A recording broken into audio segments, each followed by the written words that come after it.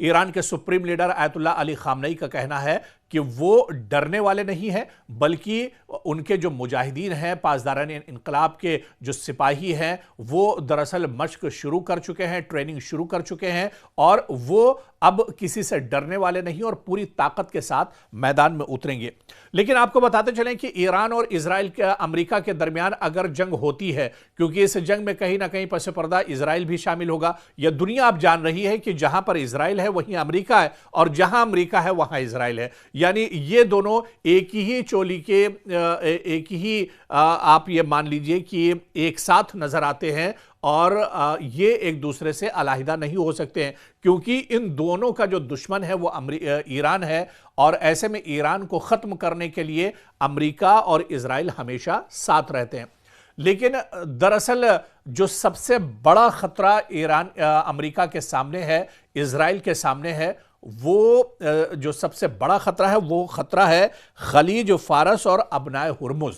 जी हां, ये दरअसल पूरा समुद्री रास्ता है और इस समुद्री रास्ते पर जो एक तरह से कब्जा है, जिस पर हमेशा ईरान की निगाहें होती हैं, ईरान का इस पूरे इलाके पर कब्जा है, या फिर कहा जाए कि ईरान के जो इत्तेहादी ग्रुप हैं, चाहे हूसी लड़ाकों की बात की जाए, हमास की बात की जाए, पॉपुलर मोबिलाइजेशन जो ग्रुप है उसकी बात की जाए, या फिर इसी तरह से हिजबुल्लाह की अगर बात करें, तो जो सबसे बड़ा खतरा मशरिक़ वुस्ता में अमेरिका और इजराइल के लिए है वो जो अरब सागर है, यानी खलीज जो फारस है और अबनाए हुर्मुज, यहां पर दरअसल सबसे बड़ा खतरा और यह सबसे बड़ी कमजोरी अमेरिका और इजराइल के लिए है।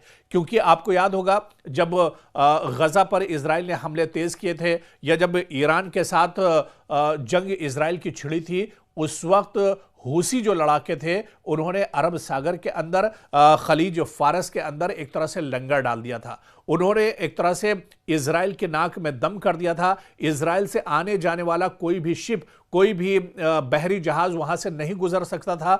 कई बार आपने देखा कि हूसी लड़ाकों ने इजराइल के जो पानी के जहाज हैं उस पर हमला किया और उन्हें बुरी तरह से शिकस्त का सामना करना पड़ा।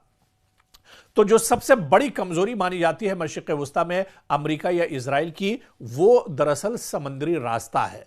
हूसी लड़ाके समुद्री रास्ते के डाकू माने जाते हैं। अगर हूसी ये चाहेंगे कि इजराइल या फिर अमेरिका के जो जहाज हैं यहां से न गुजरने पाए, तो फिर दुनिया की कोई ताकत उन्हें रोक नहीं सकती है। और यह दुनिया के सामने है, दुनिया ने देख भी लिया कि अमेरिका जैसे सुपर पावर ने भी चाहकर हूसियों को वो खत्म नहीं कर पाए, हूसियों को वो समंदर के अंदर नहीं रोक पाए। तो ऐसे में खलीज फारस और अबनाए हुर्मुज दरअसल बहुत बड़ी टेंशन दरअसल अमेरिका के लिए है। और अब जब अबनाए हुर्मुज में अमेरिका का सबसे बड़ा जो बहरी बेड़ा है अब्राहम लिंकन, वो लंगर डाल चुका है। पिछले 15 दिनों से सिर्फ एक तरह से इंतजार किया जा रहा है या यह भेदने की कोशिश की जा रही है कि आखिर अमेरिका यहां पर अब्राहम लिंकन को लेकर क्यों आया है अबनाए हुर्मुज में, क्योंकि अगर उसे हमला करना होता तो फिर हमला अब तक कर दिया होता। इतने दिनों तक आखिर यहां पर इंतजार क्यों किया जा रहा है।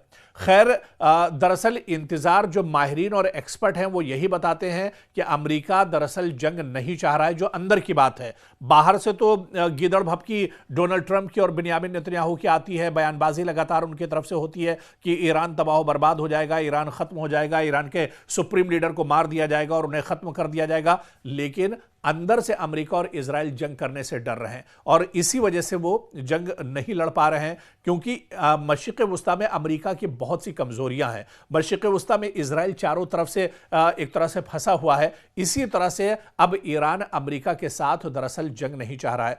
अमेरिका दरअसल अबनाए हुर्मुज को नहीं भेद पा रहा है। अमेरिका दरअसल खलीज फारस में उसकी बहुत सी कमजोरियां हैं, उसे एक तरह से नहीं भेद पा रहा है। और यही वजह है कि खलीज फारस या अबनाए हुर्मुज इस वजह से भी बहुत इंपॉर्टेंट है क्योंकि दुनिया की तेल सप्लाई का जो अहम सबसे अहम रास्ता है, जो सबसे अहम जरिया है, वो दरअसल खलीज फारस और अबनाए हुर्मुज है, जहां से दुनिया की तेल सप्लाई का सबसे अहम इसे रूट माना जाता है। सबसे ज्यादा तेल सप्लाई दरअसल खलीज फारस और अबनाए हुर्मुज से ही होती है।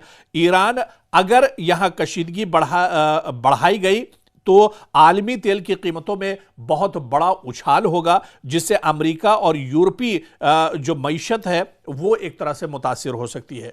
तो दरअसल ये एक बड़ी वजह है। अमेरिका दरअसल यही नहीं चाह रहा है। अमेरिका चाह रहा है कि अगर यहां पर जंग हो जाती है तो फिर अबनाए हुर्मुज में किस तरह से वो निपटेगा, खलीज फारस में किस तरह से वो निगरानी कर पाएगा। तो ऐसे में एक बड़ा खतरा कहीं ना कहीं अमेरिका और इजराइल के लिए बना हुआ है। और जो सबसे बड़ा खतरा है, जो सबसे बड़ा चैलेंज है अमेरिका के लिए, वो खलीज फारस और अबनाए हुर्मुज है। ऐसे में आने वाले दिनों में अगर जंग होती भी है, जिसके इम्कानात बहुत कम है, लेकिन अगर जंग होती है तो फिर अमेरिका इस महाज पर किस तरह से ईरान को साधेगा, या जो प्रॉक्सी नेटवर्क के जो इत्तेहादी हैं ईरान के, उन्हें अमेरिका किस तरह से आने वाले दिनों में साधता है, यह देखना अहम होगा।